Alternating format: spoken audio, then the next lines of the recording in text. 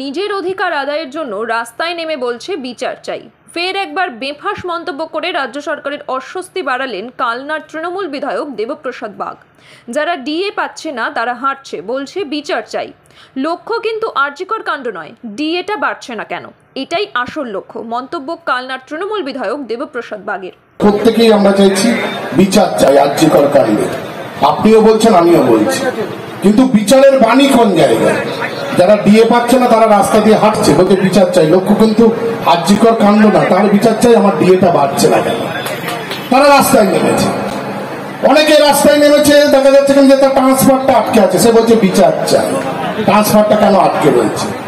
আর যে মানুষটি আরজিকর কাণ্ডে প্রকৃতপক্ষে হচ্ছে কিনা যে নৃশংসভাবে রেপ হলো, হত্যা হলো, তার বাণীটা অন্য জায়গায় দূরে সরিয়ে রেখে যে যার নিজের গণ্ডি থেকে নিজের আদায়ের অধিকারের জন্য রাস্তায় নেমে বলছি বিচার চাই, এটা পরিবর্তন।